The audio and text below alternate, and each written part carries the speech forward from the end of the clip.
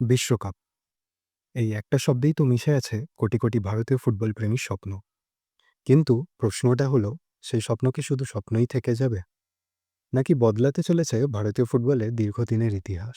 ভাবুন তো, বিশ্বের জনসংখ্যায় ১ নম্বর হয়েও আমাদের দেশে কেন ফুটবল প্রতিভার অভাব? প্রাক্তন ফিফা প্রেসিডেন্ট সেপ ব্ল্যাটারও একবার ভারতকে ঘুমন্ত দৈত্য বলে সম্মান জানিয়েছিলেন। কিন্তু প্রশ্ন হলো, সেই ঘুমন্ত দৈত্য কবে জাগবে? অনেকে মনে করেন ভারতীয় ফুটবলের হতাশাজনক পারফরম্যান্সের জন্য দায়ী উন্নত পরিকাঠামো।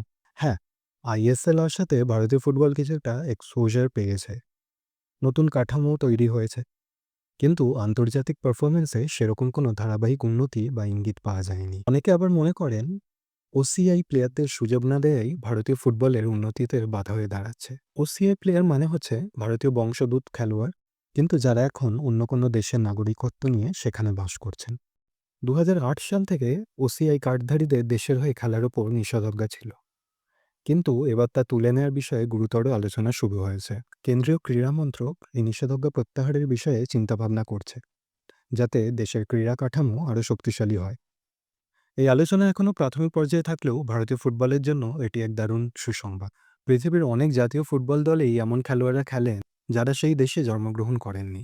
আমাদের প্রতিবেশী দেশ বাংলাদেশেই প্রাক্তন লেস্টার সিটি খেলোয়াড় হামজা চৌধুরী যুক্ত হয়েছিলেন, যিনি গত মার্চে শিলংয়ে ভারতের বিরুদ্ধে এফসি এশিয়ান কাপে কোয়ালিফায়ারে দুর্দান্ত খেলেছিলেন।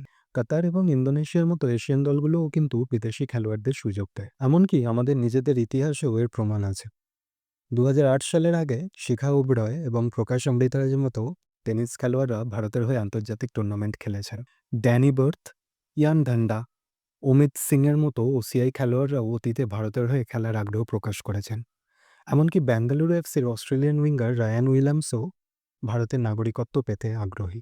প্লেয়াররা ভারতীয় দলে যুক্ত হলে নিঃসন্দেহে আমাদের জাতীয় দলের শক্তি কয়েক গুণ বাড়বে, কারণ তারা আন্তর্জাতিক খেলার অভিজ্ঞতা এবং ভিন্ন লিগের মান নিয়ে আসবে। তাদের অভিজ্ঞতা বাকি দলের প্লেয়ারদেরও মোটিভেট করবে, খেলার মান উন্নত করবে। আর কে না বলতে পারে, এই পদক্ষেপের ফলেই হয়তো ভারত আবার জগত সভায় শ্রেষ্ঠ আসনে হবে। তা বন্ধুরা, আপনাদের কি মনে হয়, ভারতীয় ফুটবলের এই নতুন অধ্যায় কতটা সফল হবে? কমেন্টে জানাতে ভুলবেন না। ফিরছে খুব তাড়াতাড়ি নতুন কোনো খেলার ডাক।